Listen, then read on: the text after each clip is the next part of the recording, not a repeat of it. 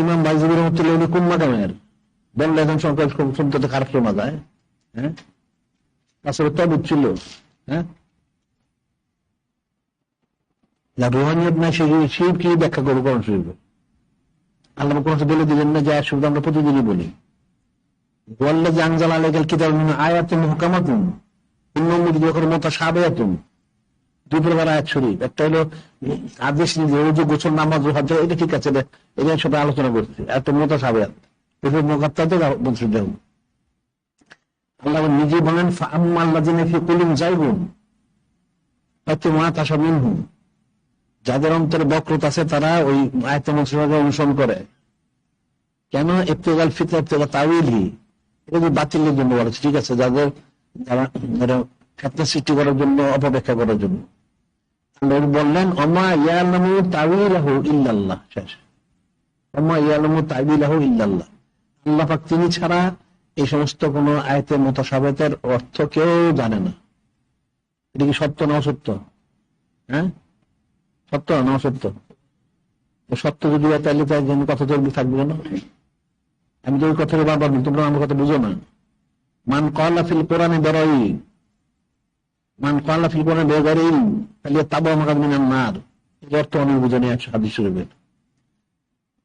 যে কোরআন শরীফের তাফসীর না জেনে করলো, মন গড়া করলো, সে তার স্থানে দুনিয়াতে জাহান্নামে নির্ধারণ করে নেয়। কারণ তুমি বলতে আমি আগের তফসির করছি, যে বেটা তফসির লিখছে সে কি বুঝে বলে লিখছে না বুঝে লিখছে, তাহলে সে ভুল করছে, তার ভুলটা তুমিও আওড়াইতেছ। এই জন্য সবার ভুল হয়েছে। যে প্রথম লিখছে সেই ভুল করছে, তার ভুলটা সে অনেক বড় ইমাম মুস্তাহিদ বড় বিরাট তফসির একটা লিখছে 1000 খন্ডের তফসির লেখলেও কাজে নিতে আমি 20,000, আমি যা লিখছি 20,000 আমারই বলে আমার লেখা, কাজে তো কম লেখে না, কিন্তু সে তো নিবন্ধ হতে পারে না, লেখলে খালি হবে।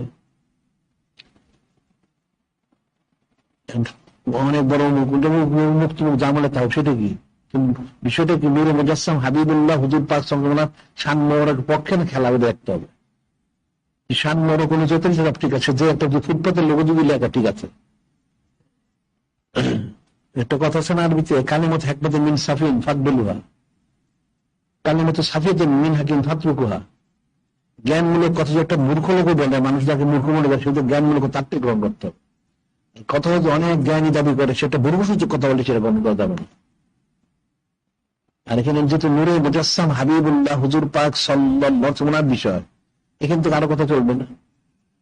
ওনার শান বড় খেলা একদম সম্পূর্ণ পরিত্যাজ্যের ফালা দিতে হবে, আর ওনার শান বড় অনুযায়ী সে গ্রহণ করতে হবে।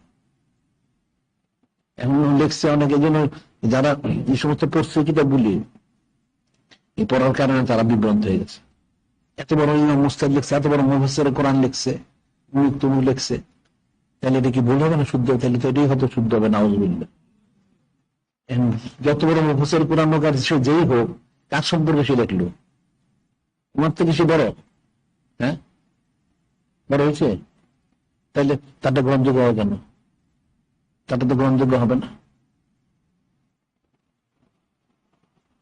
সেটা তো আমরা বলি জন্য যে আসলে যে তাফসীর না জেনে এটা তারা করছে, আসলে এটা যে তাহকিক নাই, এটা গদ লিখছে, এই গদগুলি ভুল, এটা তাহকিক করা উচিত ছিল। আর একজন এত বড় মিয়াম মুসা, এত বড় ওলিয়াল্লাহ দাবি করতে রুহানি ফজাল করতে পারলো না? হ্যাঁ, এত বড় ওলিয়াল্লাহ বুজুর্গ মুস্তাহিদ ইমাম, কিসের ইমাম বসতে দিয়েছে?